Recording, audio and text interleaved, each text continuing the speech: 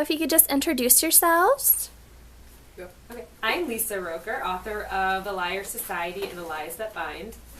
And I'm Laura Roecker, author of The Liar Society and the Lies That Bind. Wow. I'm Janet Gurtler, the author of Who I Kissed, If I Tell, and I'm Not Her. I'm Miranda Kenneally, and I'm the author of Catching Jordan and Stealing Parker, and I'm holding a copy of 50 Shades of Grey, but I didn't write this. You only wish you would have written it. Don't we all? Okay, so what is one thing readers don't know about your books? I think one thing readers probably don't know about our books is that they're kind of based on a true story. I actually sent emails out to somebody who had passed away tragically when they were young, and the whole premise was founded on the idea of what would happen if that person actually wrote me back. The one thing that I think people don't know is the covers can be a little bit deceiving because there are some serious parts in the book, and it kind of looks like that maybe there wouldn't be, but it's got a combination of things going on, sad and funny and serious, and the whole mix of things. I think one thing people don't know about this book, Who I Kissed, is that it actually has a happy ending because it gives it away right on the back that someone dies right in the beginning, so it has a happy ending. I think the one thing people don't know about both Catching Jordan and Stealing Parker is that when I was writing Catching Jordan, I fully expected that she would end up with Ty.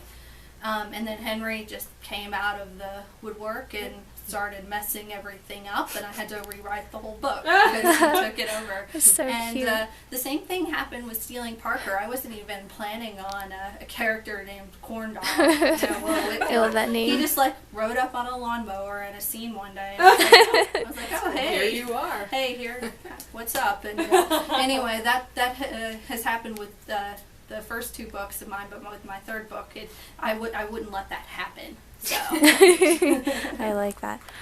Okay, so what are an upcoming book that you cannot wait for?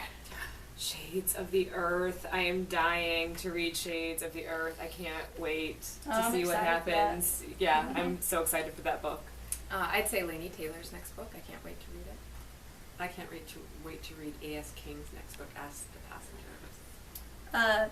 The same as Laura. I can't wait for the new Days of Blood and Starlight. Oh, it's gonna be so good.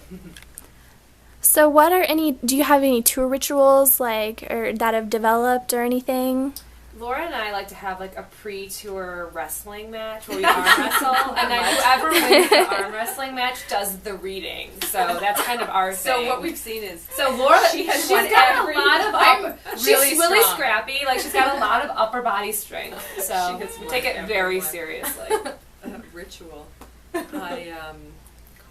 I was going to say something that was wildly inappropriate. I can't think of it. I wish you would say the wildly inappropriate. I was about to, but no.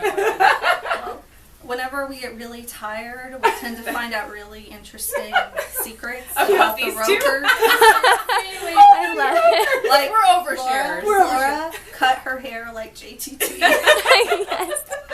Jonathan Taylor Thomas. That happened. A lot of TMI from the Roecker side, but you know what? We're good. We put it out there. Like that. Oh my. Okay, so what is one thing that you're most proud about your books? I think I am most proud when we get emails from readers who say they have never finished a book before. Yeah, that's what makes me most proud too. I was a teacher. I taught 6th grade language arts, and I know how hard it is to find the book. And I don't know if our book is necessarily the book, but it's a book that gets them into reading, and I'm proud of it. I think I am most proud of on Who I Kissed, this book, this upside down book. It's not really about the peanut allergy per se, but I'm really proud when people say that after reading the book they know more about peanut allergies. And the thing I'm most proud of is I had one woman say that after she read the book she started carrying an EpiPen for her husband who had allergies, and that made me very proud of her. I think the thing that makes me most proud about my books is that, in high school and in college, my self-esteem was pretty bad, and any time I talked, I didn't feel like people wanted to listen, and I think that I was able to write humor into books and people actually think they're funny. That means a lot to me. Okay, so the last question is, of course, about the zombie apocalypse. So it's coming.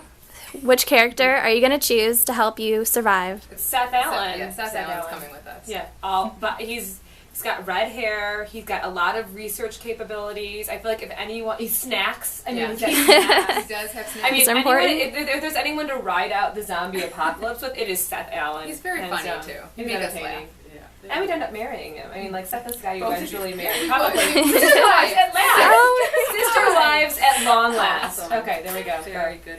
I think for me, I would pick Aunt Allie, who is in this book, and she's kind of a crazy, wacky aunt that everyone should have, and she talks to angels and she talks to ghosts, so she would probably be able to find something in the zombies to help me along and find side ways to survive. So, Good. yeah. This is kind of hard. I would actually probably say Jordan Wood's older brother Mike, because he takes good care of her, and I bet he's pretty hot, and I bet that he, It's important. he's very athletic Yeah, done. and mean and story. Not mean, but he takes care of his friends. Okay.